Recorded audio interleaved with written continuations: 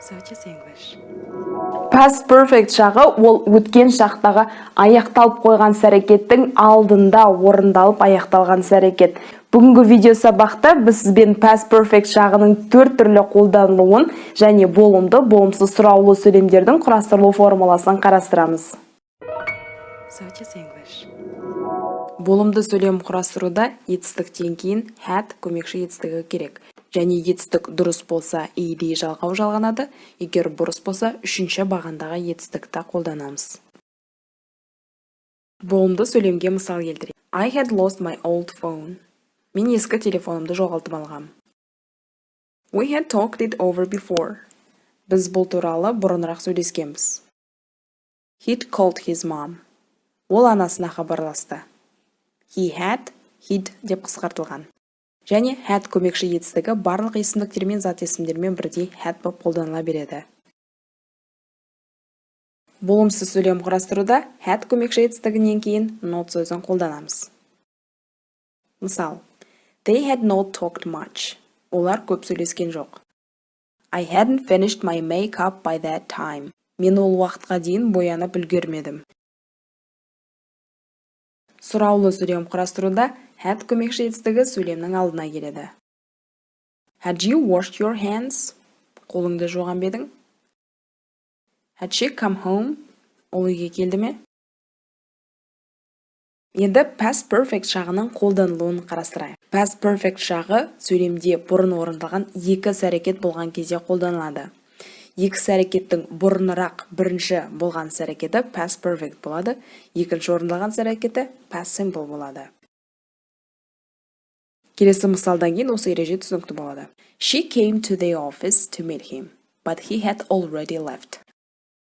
Осы сөйлемде екі іс-әрекет орындалған. She came to the office. Ол офиске келді. Және he had already left. Ол кетіп қалған. Егер сөйлемді толығымен аударсақ, ол офиске онымен кездесуге келгенде, ол кетіп қалған. She came to the office, past simple. Өткен шақта орындалған іс-әрекет. Ал he had already left, past perfect. Ол she came. Ол келгенге дейін кетіп қалған. Яғни he had already left бұрынырақ орындалған. Бұрынырақ орындалған іс-әрекет әрқашан past perfect болады. Екінші мысал. I was not hungry because I had had lunch with my colleague. Менің қарным аш болмады, өйткені мен әріптесіммен түскі ас ішіп алғанмын. I was not hungry, past simple'да жазылған. Қарным аш емес. Ол іс-әрекетке дейін бұрынырақ тағы бір іс-әрекет орындалған. Әріптесімен тамақтанған. Ол іс-әрекет past perfect формасында тұр. Белгілі бір уақытқа дейін аяқталып қойған іс-әрекетті көрсету кезінде by шылауымен құрылымдар жиі қолданылады. Мысалы, by Friday, жұмаға дейін, by the end of the year, жылдың аяғына дейін, by the 11th of July, шілде айының 11-не дейін, by 5 o'clock, 5-ке дейін. Мысал сөйлем. They had run out of money by the end of the month. Оларда айдың аяғына дейін ақша таусылды. My sister had finished all her wedding preparation by the end of the spring. Менің әпкем тойға дайындықты көктемнің аяғына дейін аяқтап қойды. Екінші, past perfect жағы шартты райдың үшінші типінде қолданылады. Ол туралы шартты рай тақырыбында толығырақ талқылаймыз. Қазір бір мысал келтірейік. If you had left earlier, you would not have missed the train. Егер ерте шыққаныңда, пойызды жіберіп алмайтын едің. He would have passed the exam if he had not skipped so many classes. Ол көп сабақтарды босатып алмағанда, емтиханды тапсырып кетер еді. Келесі past perfect жағы wish конструкциясымен қолданылады.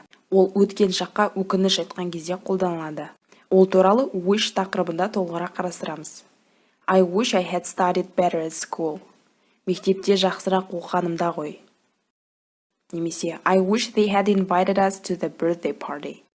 Олар бізді туған күн кешіне шақырғанда ғой. Сонымен қатар past perfect жағы төлеу сөзде де қолданылады. Ол туралы төлеу сөз тақырыбында толығырақ талқылаймыз.